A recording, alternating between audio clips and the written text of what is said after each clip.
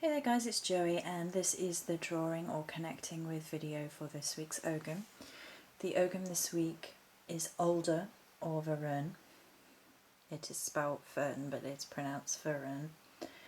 The meanings from the Spirit of Old booklet are prophecy, divination, scrying, intuition, remaining true to your ethics, music and poetry.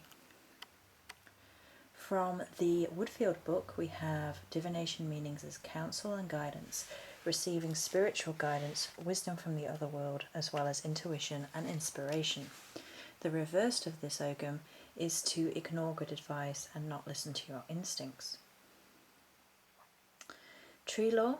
A tree that loves the water, the alder is often found growing near rivers. After shedding its leaves, its black cones remain on the branches.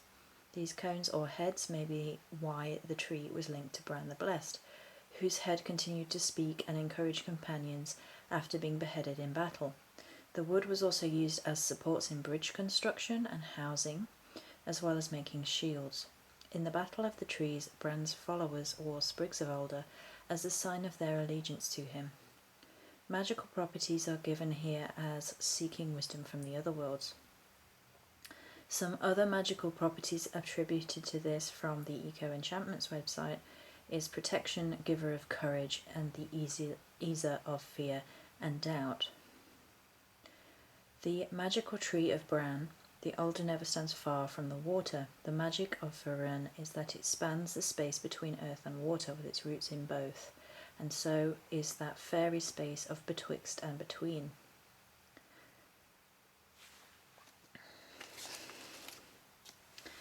From Lesson of the Alder by Jane Gifford, suggests that the tree supports and protects physically, emotionally, and spiritually.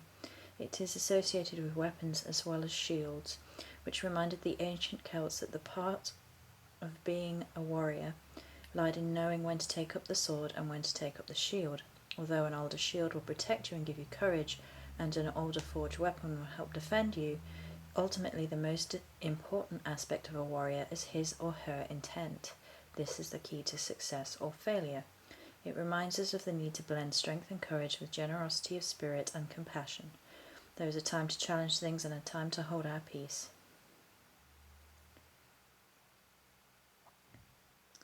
The Celtic meaning of alder deals with giving and nurturing for many reasons, namely its root system provides rich nutrients to the soil, more so than any other tree. The alder can successfully restore poor soil conditions to a healthy pH level. Primarily a wetlands tree, the alder's root system is often submerged. As such, the Celts observed the roots serving as intricate shelter systems to fish. Furthermore, the alder's leaves decompose easily in water, providing rich nutrients to all manner of water creatures. These acts of generosity can be translated into our own lives by simply standing firm in our own environments. We can affect those around us in positive ways. By emitting our signals of tranquility and peace, we enhance the lives of others by association. Although its primary element is water, it crosses into the realms of air and fire as well. The wood of the young alder is traditionally used for crafting of whistles and other air instruments. Within the realm of fire, the alder's colouring transmutes into a fiery orange after it is cut, indicating to the Celts that the alder secretly harbours sacred flame within its flesh. To prove the point, alder, though a poor firewood, makes a pristine grade of charcoal, and was perfect for steady hot conditions utilised to make Celtic weaponry. In this respect, the alder teaches us that we all have hidden powers within us that, if tapped, provide magnificent resources that allow us to live to our highest purpose. Okay, so here is my Ogham, and then the Ogham drawing. So we have some of the meanings up top, and we'll go from top to bottom this time. So the Ogham, as always, is sort of the staves. Up the top we have 3 feathers for Bran the Blessed, and they are to be raven feathers. Now there are 3 to indicate the cycles again, and 3 is a very potent number in Celtic mythology, dealing with things like the triquetra and the cycles of life and so on and so forth. The raven feathers not only tie into Bran They also tie into that mystical raven energy of prophecy and divination. It's said that ravens and crows are able to see time in a different way in the mythology, that they can see past, present and future in the flow of things, so they have a different way of viewing the world that is more in flow, in flux. Then we have 3 branches of the alder itself with the little black cone heads, as referred to in the mythos as being perhaps why it was related to Bran. And then 3 arrows pointing along the Ogham itself, which not only sort of associates with the weaponry aspect of this Ogham, but as well as using prophecy and divination to direct us in certain directions. The piece of paper here is supposed to be synonymous with being prophecy written down, but it's also supposed to look as if it's almost flowing, as if it's almost watery. And a crystal ball for that sort of divining by searching a crystal or looking into the depths of something, looking for something. Then we have the 2 pendulums hanging off the bottom, one more masculine and one more feminine.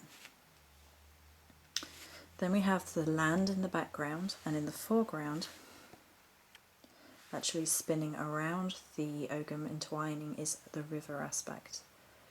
And you can see that the bottom of the Ogham is slightly submerged with a fairy door, and that's because of the betwixt and between, that a lot of Celtic myths said that these sort of places were entrances to fairy realm, or the realm of the other world, where earth and water met. Because of that, we have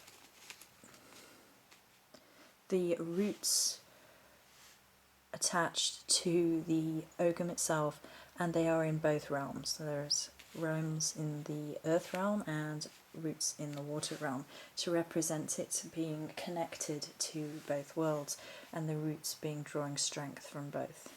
The roots also make up slight bridges crossing over the Ogham and the river.